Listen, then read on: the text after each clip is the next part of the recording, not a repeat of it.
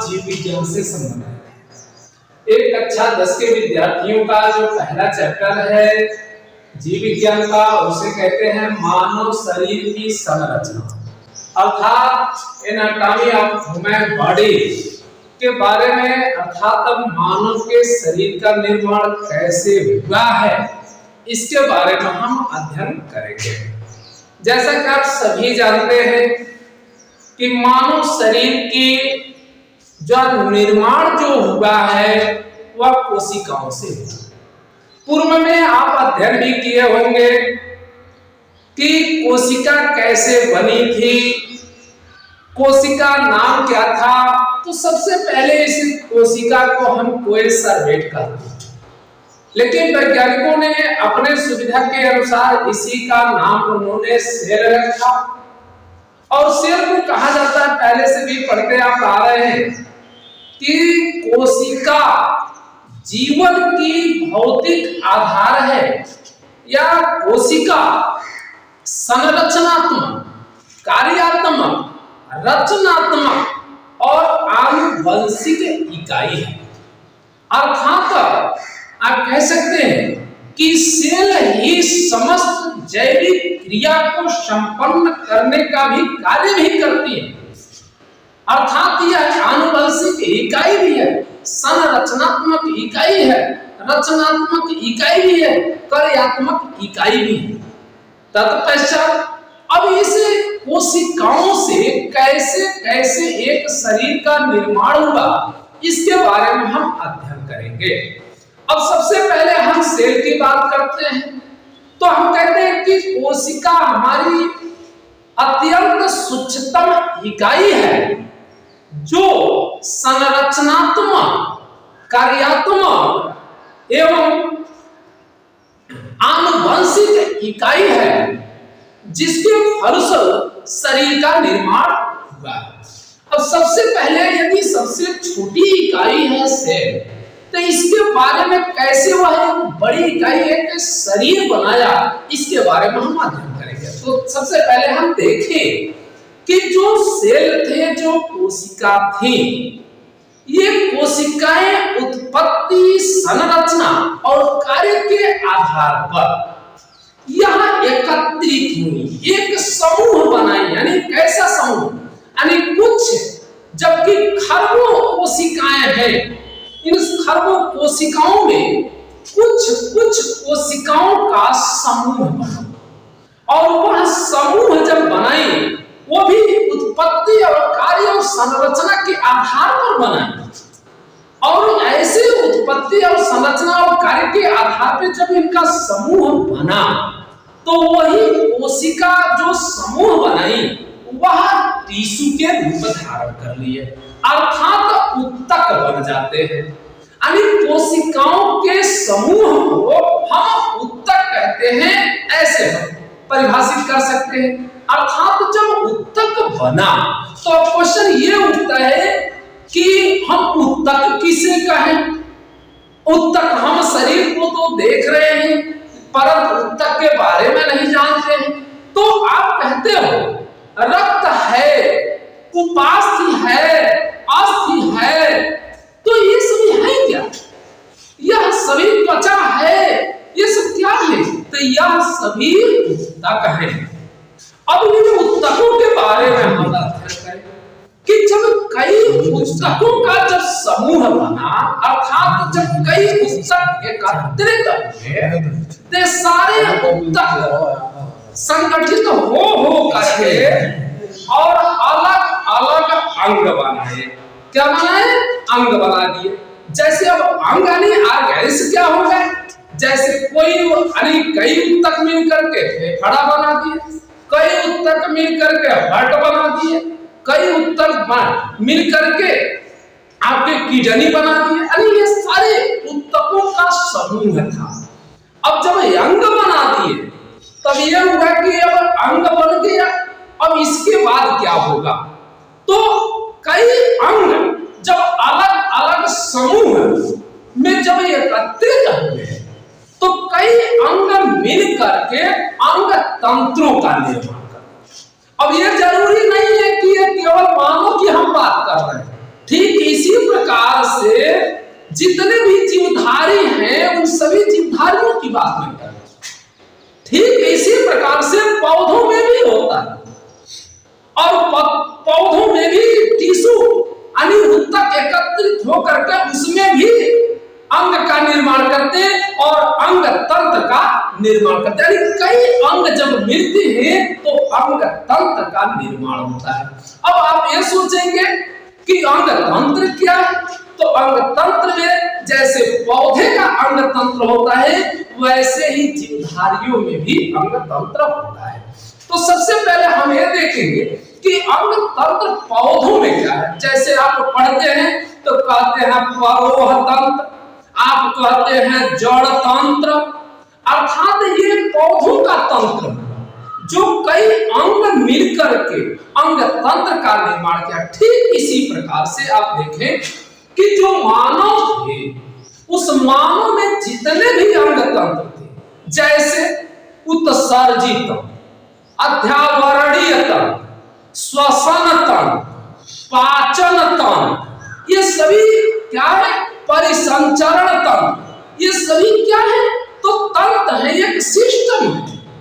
और जब ये सारे तंत्र जिस प्रकार से आप देखें कि एक आप मशीन बनाते हैं या साइकिल बनाते हैं तो सारे पार्ट को पहले अलग अलग रखते हैं और सारे पार्ट को जोड़ करके क्या करते हैं, एक साइकिल का निर्माण कर। ठीक उसी प्रकार से इस सारे अंग तंत्रों को मिलाया गया, अर्थात जितने भी अंग थे उस अंगों को मिलाया गया और मिला करके एक सिस्टम से इनको जोड़ दिया गया। और जो ही एक सिस्टम बना तो सिस्टम के अनुसार उसको क्या कर दिया गया, एक शरीर के रूप में निर्माण कर दिया गया। और इस प्रकार से आप देखें कि मानव शरीर की संरचना का निर्माण हुआ। अब तत्पश्चात अब इसमें जब मानव शरीर का संरचना बन गया, एक जीव का निर्माण हो गया, तो अब इसमें सबसे पहले हम देखें कि मानव का जो दूसरा लक्ष्य वह क्या है। जैसे सेल से सभी चीजें बनी हैं बॉडी की, तो सबसे पहले हम त्वचा की बात करते हैं, अर्थात मनुष्य के अध्यावरणीय तंत्र की बात करते हैं। अब आइए हम पढ़ते हैं अध्यावरणीय तंत्र क्या है। अनेक तंत्र में अध्यावरणीय तंत्र, श्वसन तंत्र, पाचन तंत्र, परिसंचरण तंत्र, उत्सर्जन तंत्र, इस सबको आपको बारी-बारी से अध्ययन कराएंगे। बस आप अपने चैनल पर बने रहिए। ठीक इसी प्रकार से जब पहला जो तंत्र है वह हमारा है अध्यावरणीय तंत्र। क्या है? अध्यावरणीय तंत्र। अब आप सोचेंगे अध्यावरणीय का अर्थ हम नहीं समझ पा रहे हैं, तो गलती आप करते हैं, क्योंकि आप जानते हुए भी और नहीं जानते हुए भी चुपचाप बैठे रहते हैं। यदि अध्यावरणीय की बात आती है तो आपको इसी का नाम त्वचा रखा जाता है। क्या रखा जाता है? त्वचा। अध्यावरणीय को ही त्वचा के नाम से जाना जाता है।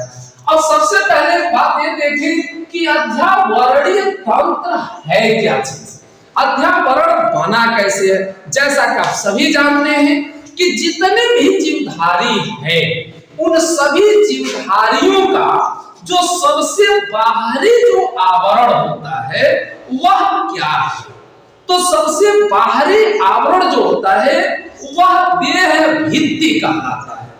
देह भित्ति माने क्या हुआ कि जो बाहर का आवरण बना है उसे हम देह भित्ति कहते हैं, और उसी देह भित्ति वाले भाग को हम अध्यावरण भी कहते हैं। अध्यावरण का मतलब क्या होता है? त्वचा। अर्थात हम त्वचा के बारे में अध्ययन करेंगे। अब सबसे पहले चीज आप जानते हैं कि जो अध्यावरण होता है जो कोशिकाओं से बना हुआ होता है, यह अध्यावरण यह वातावरण के अनुकूल होता है, क्योंकि इस अध्यावरण में कुछ ऐसे तत्व भी पाए जाते हैं, कुछ ऐसे आपके पदार्थ वर्णक भी पाए जाते हैं जो उस त्वचा का, जो उस अध्यावरण का कलर को प्रदान करते हैं।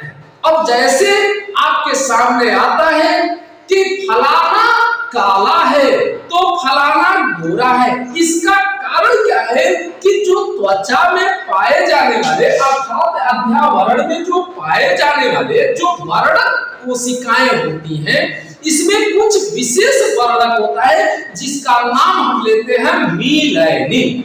और मीलानिन के कारण ही त्वचा का रंग बनता है।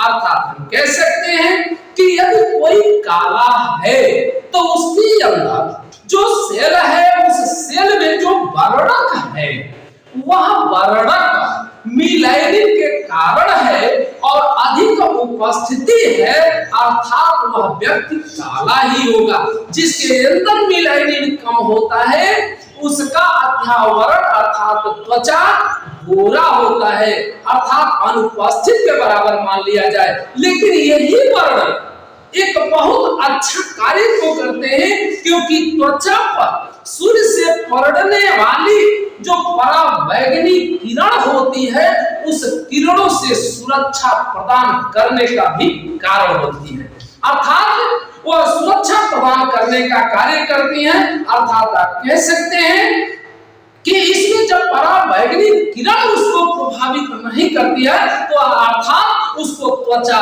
रोग से भी बचाया जा सकता है। तो ये सभी चीजें आपको अध्यावरण अर्थात त्वचा तंत्र से पढ़ने से प्राप्त होता है। ठीक इसी प्रकार से आप जानते हैं कि अध्या जो वर्ण होता है या जो त्वचा होता है, इस त्वचा में स्तर होते हैं। इस त्वचा में स्तर क्या है? अब हम त्वचा के स्तर अर्थात अध्यावरण का हम स्तर के बारे में देखेंगे, यानी त्वचा का स्तर, यानी त्वचा का स्तर, इसी को हम कह सकते हैं कि अध्यावरण स्तर। क्या?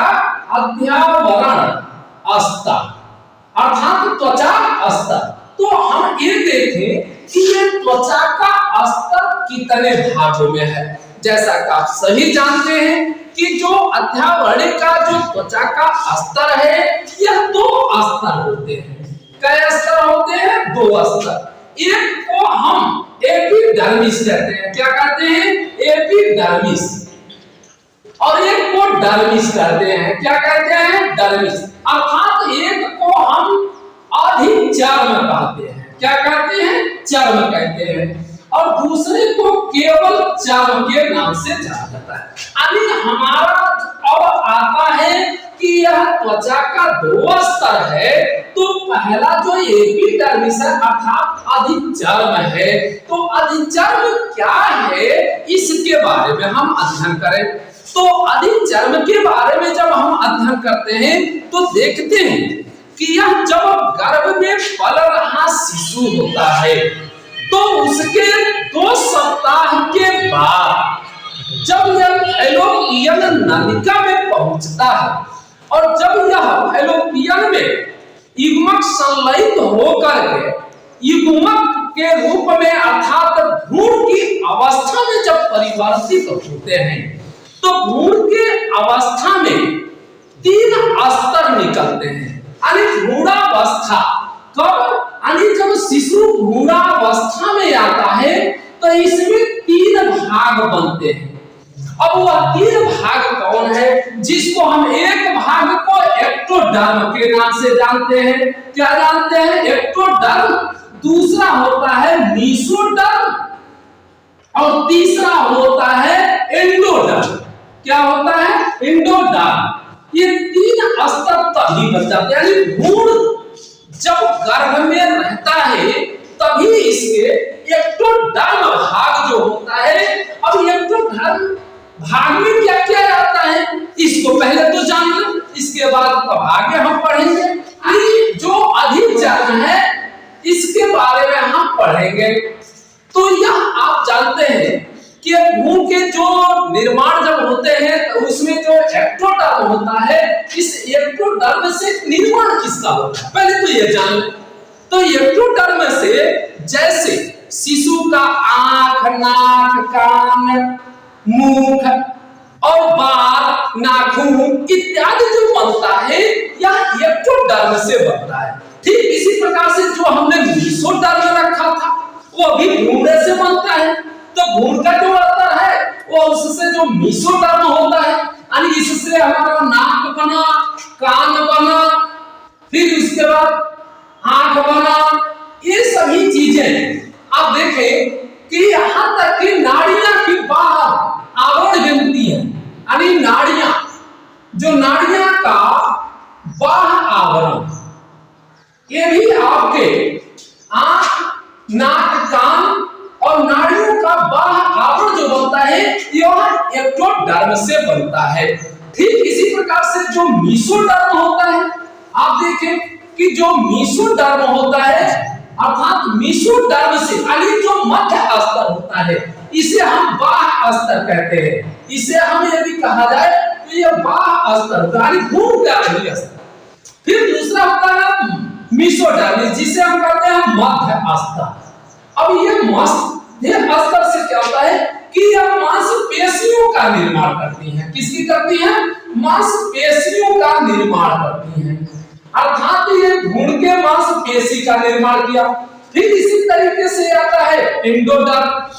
तो एंडोडर्म क्या करता है, अब इसको देखें, जिसे हम कहते हैं अंतः, यानी अंतः परत कहें या अस्तर कहें। तो अब अंतः अस्तर क्या करता है, यानी इसी को हम परत के नाम से भी जानते हैं, इसको भी हम परत कह सकते हैं, यानी मध्य परत भी कह सकते हैं, फिर आपका बाह्य परत भी हो सकता है, इसको परत भी कह सकते हैं। तो जो अंतः परत होता है भ्रूण का, इससे हमारे जो अंग होते हैं ये अंग बनते हैं, जैसे गुर्दा हुआ, फेफड़ा हुआ, हृदय हुआ, ये सभी अंगों का निर्माण होता है। वह भ्रूण जब गर्भ में रहता है तो उसी भ्रूण के अंतः परत से ये सभी चीजों का निर्माण होता है। ठीक इसी प्रकार से आप देखें कि जो एक्टोडर्म होता है यह त्वचा का सबसे भीतर के तरफ से बाह्य आवरण होता है। अब हम चलते हैं कि एक्टोडर्म के बारे में अध्ययन करें, यानी अधिचर्म के बारे में अध्ययन करें। तो एक्टोडर्म जो होता है, अधिचर्म जो होता है, ये 5 स्तरों में बना होता है। अधिचर्म के 5 स्तर,